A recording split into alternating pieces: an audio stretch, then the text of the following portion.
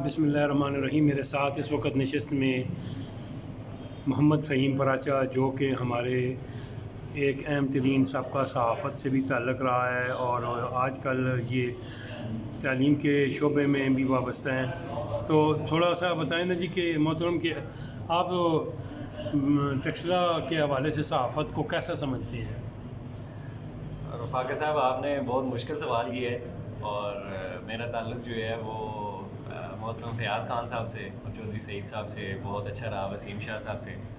तो यहाँ पे हमारे समा न्यूज़ में एक आबद साहब होते थे, वो आजकल बैरून मुल्क हैं। तो मेरा सबसे पहला तारुफ़ तो टेक्सला की सहाफ़त से इन दोस्तों के तवस्सुत से हुआ और हमने अपने तौर पे कोरोना के बाद काफ़ी कोशिशें की कि हम कोई सहाफ़ियों के लिए बहुत अच्छा प्लेटफार्म करें और एक मुहैया करें और जहाँ पे कोई इल्मी अदबी बात हो।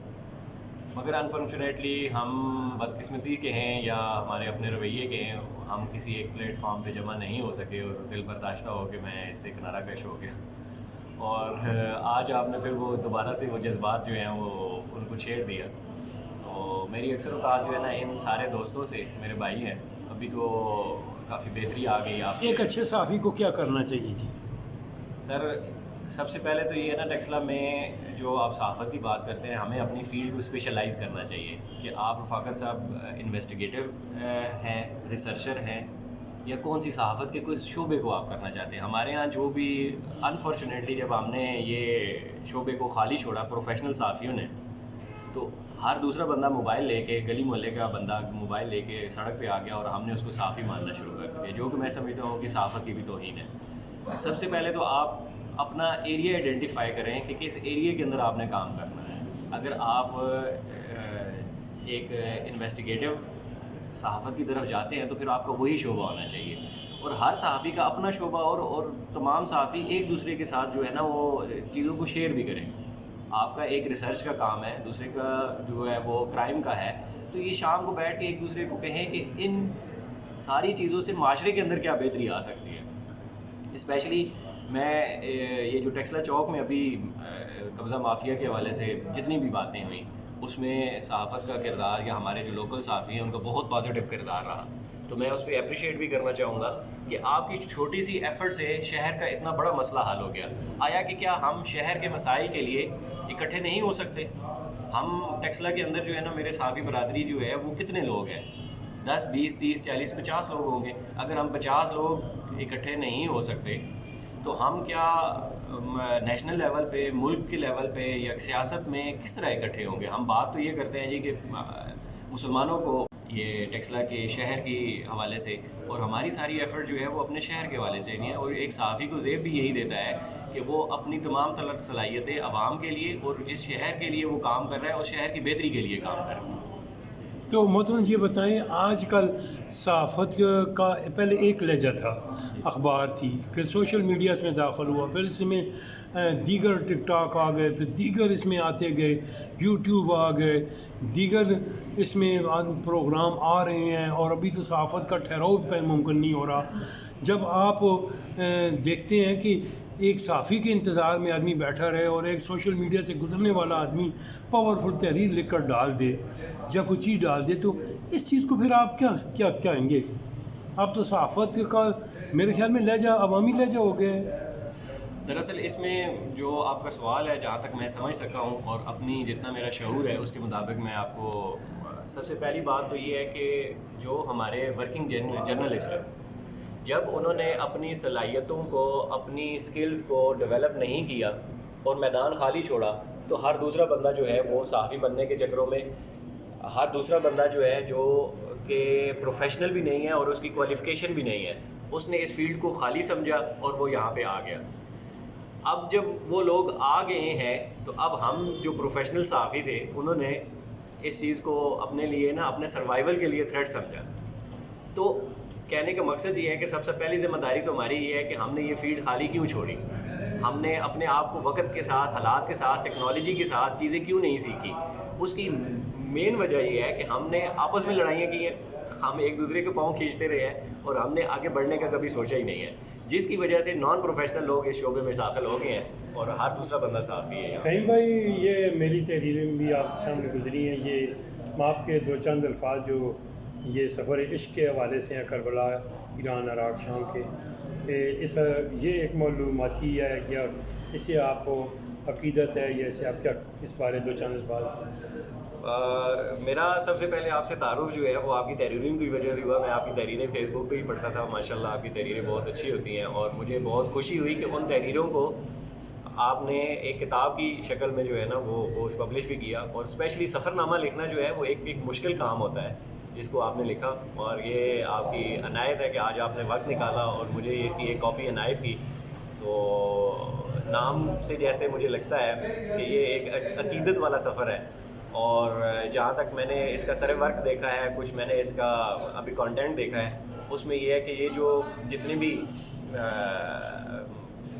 اس عشق کے مسافر ہوں گے جو اس سفر پہ جائیں گے, ان کو ایک بہترین جو ہے وہ رہنمائی بھی حاصل ہوگی. اور اچھا فہیم بھائی, ایک جو ہے کہ ایک وہ ہم لوگ ہیں, ہم نے جو صحافی پڑھے تھے, جیسے ملاقائی صحافیوں کے ساتھ رویے تھے, یہ بہت سی چیزیں ہمارے اندر کمبائنڈ ہو گئی, لیکن جو آنے والی نوجوان نسل ہے وہ ہمیں اتنا جو ہے اپریشیٹ نہیں کر رہی, ہمارے ساتھ لائک نہیں کر رہی, ہمارے ساتھ چل نہیں رہی. جو خاص کر کے میں نے پی ٹی آئی سے وابستہ سوشل میڈیا کے لوگ دیکھے ہیں, وہ کس قسم کی صحافت چاہتے ہیں, کہ کس قسم کی تحریر چاہتے ہیں. انہیں بہت زیادہ فکر ہے رول آف لا کی, انہیں بہت زیادہ فکر ہے اس ملک کے معاملات کی. اس بارے آپ کیا سمجھتے ہیں کہ قلم کا کیسا انداز ہونا چاہیے آگے جا کے؟ آپ کا سوال بالکل درست ہے, مگر اس میں اسپیسیفک جو آپ نے ایک سیاسی جماعت کا نام لیا ہے, میں اس اسپیسیفک سیاسی جماعت کو تو اس کا ذمہ دار نہیں سمجھتا. منحازل کو ہم سب اس کے ذمہ دار ہیں. آپ یہ دیکھیں کہ ہماری جو ہے وہ اس وقت پاکستان کے اندر 60 سے 70% جو ہے وہ یوتھ ہے, آبادی ہے, نوجوان ہے. نوجوانوں کی جب ہم نے تربیت نہیں کی ہے تو یہ وہ پھل ہے جو آج ہم کاٹ رہے ہیں. اس کا آپ کو ایک تعلیمی ادارہ جو کہ پچھلے زینت بنا سوشل میڈیا کی, لاہور کا ایک واقعہ ہے, اور اس پہ جو کچھ بھی ہوا اس پہ میں یہ نہیں کہتا کہ وہ سچ ہے یا جھوٹ ہے, یہ اب تو اللہ بہتر جانتا ہے کہ وہ سچ ہے یا جھوٹ ہے, مگر اس کے اندر ہم یہ دیکھنا چاہیے کہ صحافت کا کردار کتنا اہم ہے. جب ہم نے اپنے نوجوانوں کو بشمول نوجوان جو طبقہ ہے اس کو تربیت نہیں کی, صرف تعلیم دی ہے, تو تربیت کے بنا تعلیم کا کانسیپٹ بالکل ایسا ہی ہے کہ جیسے آپ جو ہے وہ ایک بندوق جو ہے وہ کسی کے ہاتھ میں دے دیں اور وہ جس کو چاہے اس کو. بھائی دیکھیں نا کہ ہمیں یہ احساس ہوتا ہے کہ ہماری تحریر سے ہم نے اس معاشرے پر بھی اثر ڈالنا ہے. ہم نے صرف جذبات کو کلوز کر کے بھڑکا کے راستوں کو اجلانا نہیں ہے, ہم نے تربیت کے انداز میں اس ملک کو چلانا ہے. تو اس حوالے سے ہماری بڑی ایسی چیز رہتی ہے کہ وہ لوگ نوجوان نسل جو ہے وہ چاہتے ہیں کہ ہم یہ پرانی سیاحت کر رہے ہیں.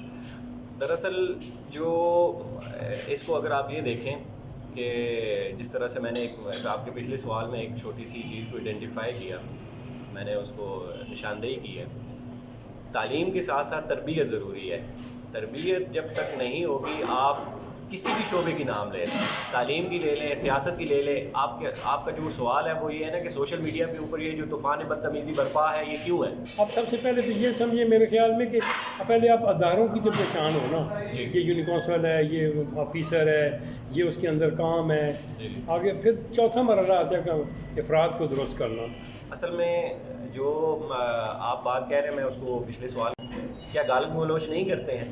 کیا آپ نے کبھی اجلاس نہیں دیکھا ہے؟ تو منحاز القوم ہمارے ہر ادارے کا یہی حال ہے, اور اس میں صرف جو ہے وہ ہم جو پچھلے 20 سالوں میں نہیں کر پائے ہیں وہ تربیت نہیں کر پائے ہیں, چاہے وہ ہمارا نوجوان ہے, چاہے وہ ہمارا سیاستدان ہے, چاہے وہ ہمارا جو ہے نا وہ ایک تعلیمی ادارے سے لے کے ڈگری نکلنے والا جو بچہ ہے. تو جب تک ہم اجارہ داری ایک ماحول بن گیا ہے, جو سیاسی جس کے سیاست میں آ رہی ہے وہ سیاست لے کر بیٹھے ہوئے, مذہبی جو معاملات جن کے پاس ہیں وہ اس کو بالکل سرکنے نہیں دیتے, کسی کو اس میں کوئی ایسی بات نہیں کرنے دیتے جس سے یہ. دیکھیں اس کا سادہ سا جواب جو ہے, جو جہاں تک میرا اپنا ذاتی خیال ہے کہ جب معاشرے کے اندر سے آپ قانون کی اجارہ داری یا اخلاقیات کو ختم کر دیتے ہیں تو پھر تو آپ بے لگام گھوڑے کی طرح ہے نا معاشرہ. اس وقت ہمارا ہر فرد جو ہے معاشرے کا, ہر فرد جو ہے وہ ایک بے لگام گھوڑے کی طرح ہے. دوسری جو آپ نے بات کی کہ اداروں کو کیسے بہتر کیا جا سکتا ہے، تو اس میں میرا اپنا ذاتی یہ خیال ہے کہ معاشرے کی بنیادی اکائی جو ہے وہ فرد ہے. جب تک آپ افراد کی تربیت نہیں کریں گے، یہی افراد جو ہے نا جن کی آپ تربیت کی بات کر رہے ہیں، یہی افراد مل کے معاشرہ بنائیں گے، اور اسی معاشرے کے افراد نے ان اداروں کو چلانا ہے. اور جب تک آپ جو بیسک اکائی ہے اس کو آپ درست نہیں کریں گے تو آپ جو ہے نا وہ بڑے لیول پہ یا بڑے پیمانے پہ اداروں کی یا ملک لیول کی کیسے بات کر سکتے ہیں. فہیم بھائی انشاءاللہ آپ سے پھر ملاقات ہوگی. آپ نے بہت خوبصورت انداز میں نقطۂ نظر پیش کیا، اور ہمارا آج کا میرے خیال میں صحافت کا نقطہ ہی کافی ہے. نہندہ نشست پر آپ سے مزید باتیں ہوگی. آپ کا بہت شکریہ.